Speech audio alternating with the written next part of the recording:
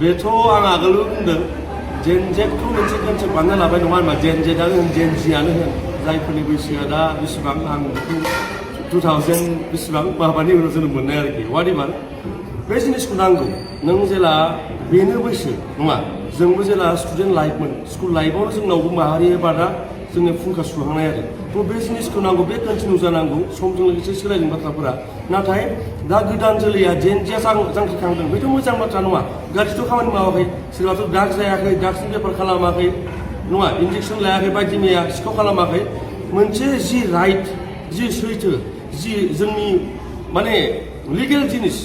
एकाउन्टेबिलिटिनि खोथा बुंदों नङा होनबा सोरबा सासे जुदि एजुकेशन मिनिस्टारा पेपार लिक जादों बिनि थाखाय रेसपन्सिबल बिथाङा नंगौ बिथाङा जुदि रेसपन्सिबिलिटि एक्सेप्ट खालामाखै थ' बिनि फिजिकेलखौ एक्सेप्ट खालामाखै थ' जेनजिया बेनि थाखाय आवाज दिखांदों बेथ' मोजां बाथ्रा बेखौ बयबो सापर्ट खालामनांगौ आरो बे जेनजिनिल' प्रब्लेम नङा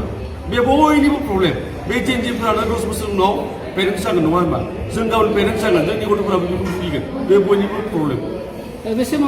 बड'लेण्डआव खालामथारनांगौमोन बेखौ रावबो आफादा आं नुदों मा जोंनाथ' बर'फोरा बुंबाथाय लाजि मोनो बिराद जोंना जेसेबां आफाद दङ बयबो सामाव कानेक्टेड गोजा नालाय थ' सोरबा जों मा होनो सानजारिफ्रा फाला मारिनाय ना मा होनो जोंनिफ्रा थ' देखायनांगौआ देखायनांगौ आरो बिसोरो बे जिनिसखौ देखायनानै दोनदों नाथाय माबाया गैया